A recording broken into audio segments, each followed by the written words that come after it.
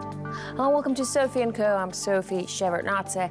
The digital currency Bitcoin, once a toy for computer nerds, is now soaring in price, triggering a new gold rush. Is it just another bubble or the glimpse of the radically new financial future? Well, I asked Rick Falkvinge of Bitcoin Cash and founder of the Swedish Pirate Party. The new Bitcoin craze is making people rush into cryptocurrency investment, with the digital money's skyrocketing value putting it into the spotlight.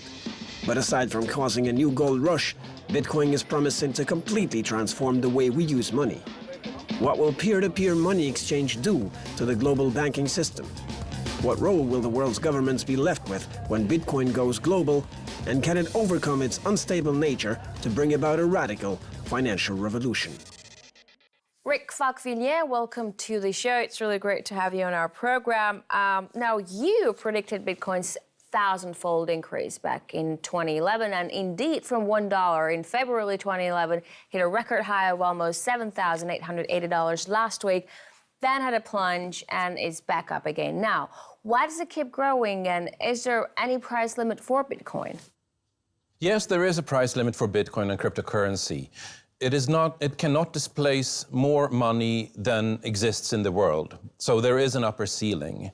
But that upper ceiling, if you're just regarding Bitcoin as a commodity on the market, which I think it is, like any currency, can easily go to 1 million or more per Bitcoin. Now, it's important to remember that Bitcoin might not be the final cryptocurrency. Cryptocurrency will displace the central bank money. But with social networks, we had 6 Degrees, which was replaced by Friendster, which was replaced by MySpace, which was replaced by Facebook.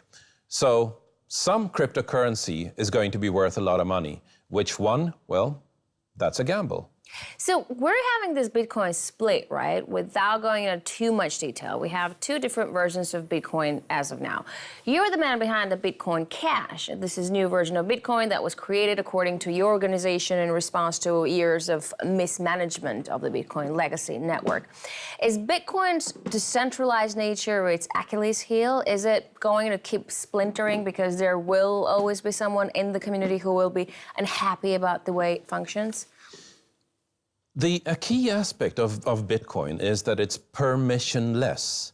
You don't need to ask anybody's permission to do anything. And this is key in the entire community, which is why I decided to publish a letter where I was chief executive officer without asking anybody's permission, as a way to illustrate that we're not asking permission. That's just part of our community. The person who's behind Bitcoin Cash would primarily be a French guy named Amaury Séché, who started working on this, without asking anybody's permission. Now, you don't have to buy Bitcoins. You can mine them by using a high-powered processor like the one in a video card. And the gold rush is on. Here in Moscow, we already had a video card shortage. You literally couldn't find any in stores. Everybody was buying them up to furnish Bitcoin mining farms. But can Bitcoin really make everybody rich? No, Bitcoin cannot make everybody rich. Bitcoin right now is a huge wealth transfer to those who understand its implications early on.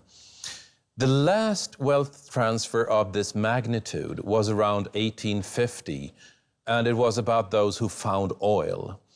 There's a huge wealth transfer going on right now where those who used to be poor, nerdy, geeky, sitting in their mom's basement, if you like, are suddenly the new millionaires.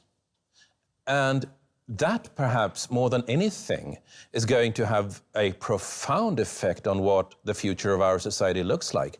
Because for the last 200 or so years, it was the people who found oil that decided where money went, what research was made. And when the geeks and nerds are sitting on that money and deciding what research gets made, it's not going to be a better diesel engine. It's going to be a better solar panel. It's going to be teleportation. It's going to be space travel. I think that's going to be one of the more profound changes happening here. a wealth transfer to an entirely new type of people. So can everyone jump on this bandwagon, or is it too late? Well, it comes and goes. I mean, if I can't give financial advice, but if cryptocurrency fulfills its promise, and there is no indication it wouldn't, then the equivalent of one Bitcoin needs to be in the $2 to $5 million range. But at that point, it doesn't make sense to measure it in US dollars anymore, because the US dollar won't have any measurable value. So it is absolutely not too late, just like it wasn't too late when Bitcoin was at $3 or at $30 or at $300 or at $3,000. But this is a very high volatile instrument. This is a really risky investment. And if you're asking me whether somebody should invest, then the answer is nobody should ever invest more than being capable of losing every single last cent of it. Goldman Sachs CEO Lloyd Blankfein says Bitcoin may be another bubble, just like that of the dot-coms. And JP Morgan's Chase CEO Jamie Dimon compares cryptocurrency to the Dutch 17th century tulip mania. Don't these men have a point? I mean, a bubble forms when there's public ignorance, and with Bitcoin, most people have a vague idea of what it is and how it works. I think you absolutely have a point that most people don't really understand what Bitcoin is. It is peer-to-peer electronic money. That means I have a phone here. I can use that phone to transfer money to a nearby phone or to a phone on the other side of the planet. The transfer is instant, it is practically free. Nobody gets to decide whether I can make that transaction or not, including financial authorities. And that in itself will mean a financial revolution. This is an extinction-level event for banks. Banks will no longer be a necessary middleman. And that's, more than anything, why I believe that this is the future of finance. Rick, anonymity makes Bitcoin obviously very popular, but it also enables crime. Just remember the notorious WannaCry ransomware attack this May. This can potentially make governments restrict Bitcoin trade substantially, and that would cause a drastic slump in its value. Do you think cryptocurrency can partially sacrifice its anonymity to ward off shady users? It is more traceable than any money that came before it, because every single unit of Bitcoin is traceable through its entire monetary history, through anonymous accounts, but once you de-anonymize one account, you can start unraveling where the transactions go. The second part of that question, which is more interesting, is that Bitcoin is a peer-to-peer currency. A peer-to-peer technology means that there's no middleman. Governments have been trying to stop peer-to-peer technologies since Napster, and they have been as completely unsuccessful as anybody could possibly be in that. So I don't see them being able to stop peer-to-peer currency either. Which leads me to the last observation, that since there is no middleman, there is nobody giving permission. When I'm buying a bottle of water with a credit card, somewhere in the background is a bank giving me permission to buy a bottle of water with a credit card. And that is a horrifying thought, because that means that the bank can also deny me permission to buy a bottle of water. Nobody thinks of this, but it's there. With Bitcoin, this is not true. There is nobody needing to give permission in the background. There's nobody who gets to say no to a transaction. No money can be forced. No money can be seized. And here's the big problem for governments in the future. Taxes can no longer be forced. I get all the 3 points that you've said. Like before, you said it's traceable. With WannaCry, we know where the ransom money is going, but the accounts themselves are anonymous. But if we know that there is an account with ransom money extorted from ordinary users in it, shouldn't we have the ability to freeze an account and take it back? No. Why should you? I mean, doesn't it bother you that here you are working on a new invention, a beautiful, convenient currency, and people use it to pay for child pornography or they're hitting someone? Actually, they use the US dollar for that. And yet I never heard somebody arguing against the existence of the US dollar with that argument. If you're going after drugs and narcotics trade, then the US dollar is unparalleled in use. And I never heard that being used as an argument against the US dollar. Will the complete implementation of cryptocurrency make compulsory taxation impossible? What happens to real-life governments then? Like, will Bitcoin make them obsolete? Isn't that interesting? Oh, is that what you're hoping for? Isn't that interesting? I can't predict that. The changes we're about to see are so profound when you can no longer just go in and take somebody's money, but the worst you can do as a government is to make them sorry for not giving them your money. You cannot force it. You cannot seize it. The changes this is going to bring are so profound to society that we're going to see a lot of governments panicking when they realize they can no longer just seize whatever money they want. We'll take a short break right now, and when we're back, we'll continue discussing what's behind the meteoric rise of Bitcoin with Rick Falkvinge, founder of the Swedish Pirate Party and cryptocurrency evangelist. Stay with us.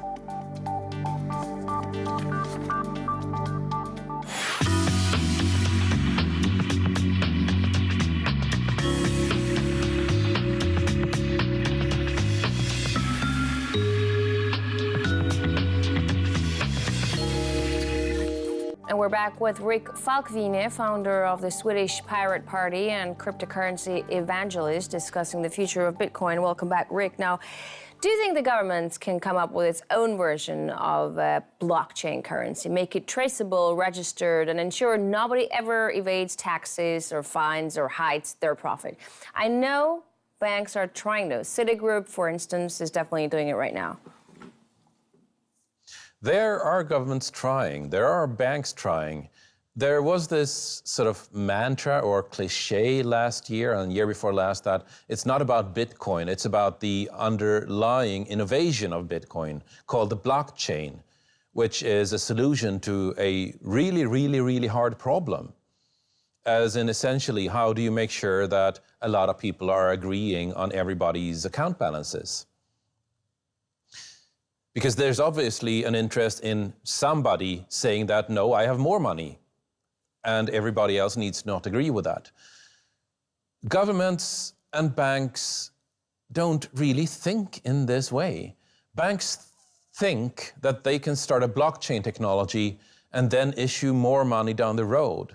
Governments think that they can start a blockchain currency and issue more money down the road. But the whole point of a blockchain technology is that you are trusting in the mathematics and not in the issuer.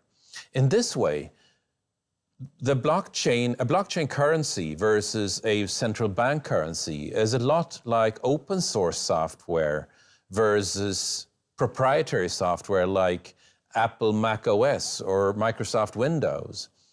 It took 30 years, but in the end, pretty much every single computer web server is running an open operating system. In the same way, I predict that we'll go from proprietary money to open money and permissionless money like Bitcoin. You know, Bitcoin enthusiasts say that cryptocurrency will eventually replace all regular currencies, become the world's only money. But can cryptocurrencies really work for everyone in the world? I mean, internet connection isn't a permanent thing. People in a Sri Lankan jungle aren't online all the time, for instance, and half of African people don't even know what a cell phone is to go online. 100 years ago, we asked, but what about the places there aren't electricity?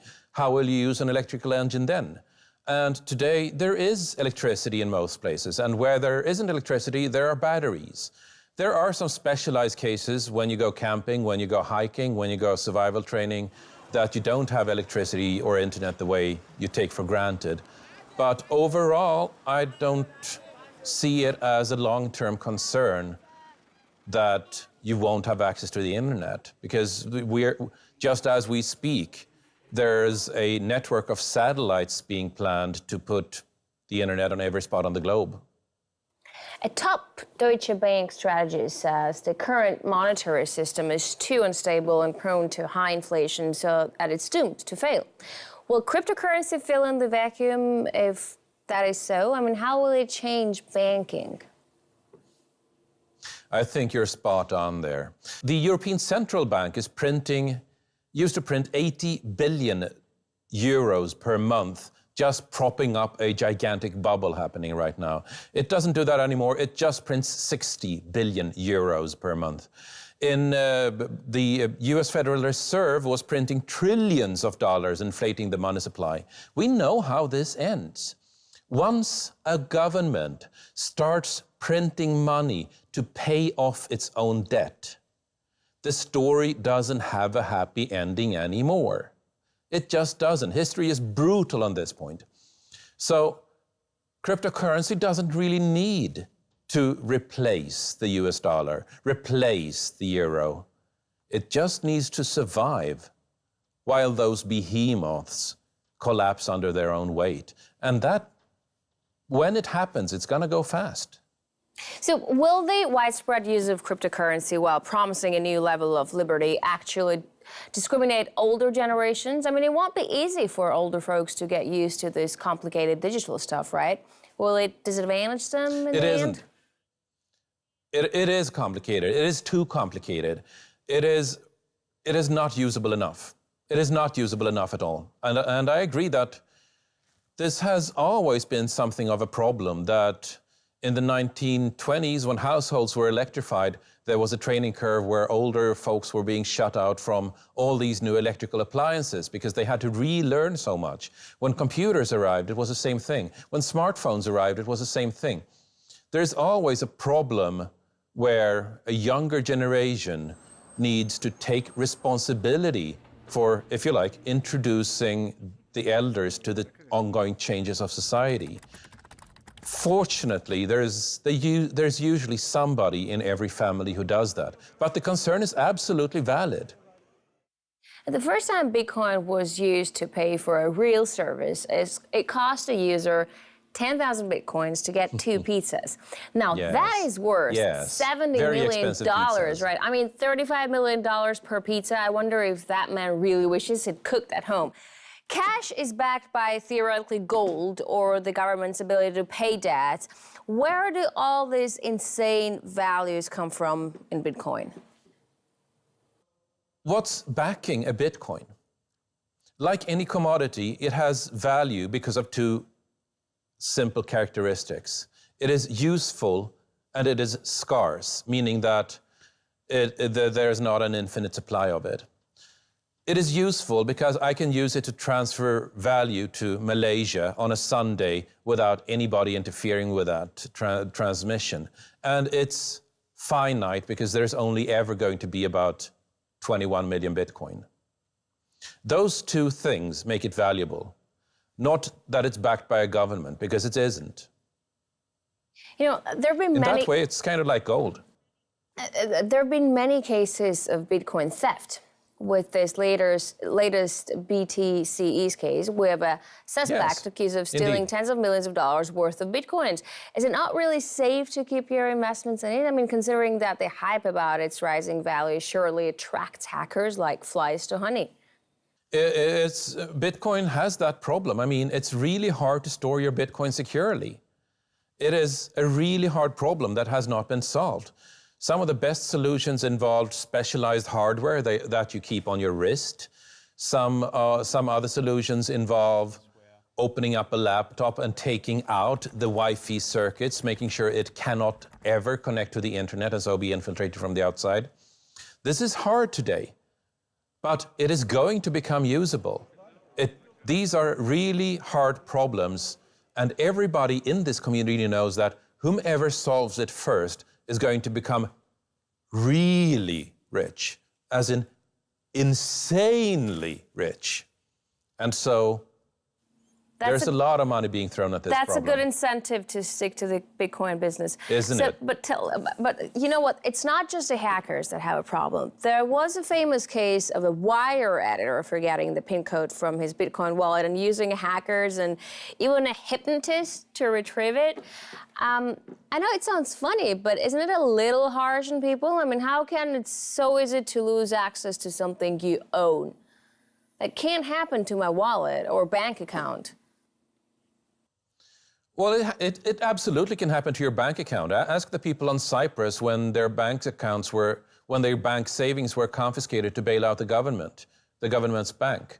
Ask any people in, say, Argentina, or for that matter, any person in South America, how safe their bank holdings are. They're not.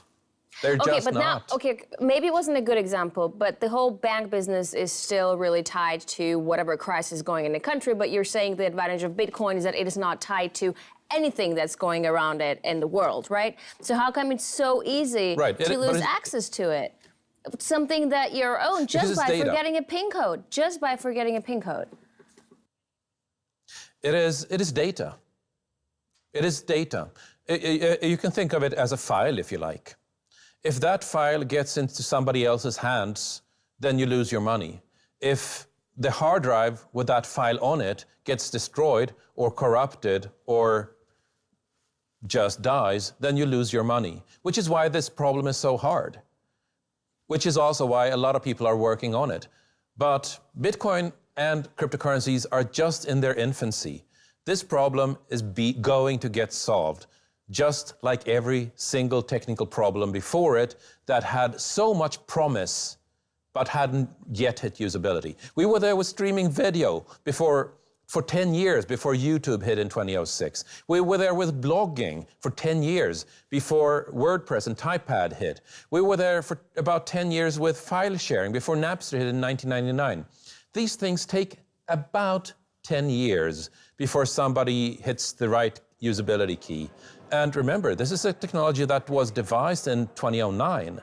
It's possible that if we're looking at a possible mainstream breakthrough around 2019, 10 years from then that the company the company who makes this breakthrough has not even been founded yet. Rick, for all the talk of being an internet freedom banner, Bitcoin isn't entirely independent. For instance, we've mentioned the BTCEs, where the U.S. police has recently seized accounts of its clients and arrested one of its founders. So pressure can be put on cryptocurrency. It can be brought to heel. You cannot point a gun at a computer to make it give up its secrets. But you can point a gun at the computer's owner and make them very sorry for not giving up that file inside the computer. But this difference that might seem very small has profound effects, because it means that governments can no longer just walk in and seize money to pay people's taxes. People have to actually agree with paying taxes. And that in itself is going to be profound when governments realize this. All right, Rick, thank you very much for this interesting insight for this interview. We're talking to Rick Falkvinge, CEO of Bitcoin Cash, founder of the Swedish Pirate Party, and cryptocurrency evangelist, discussing Bitcoin and the future of finance. That's it for this edition of Sophie & Co. I'll see you next time.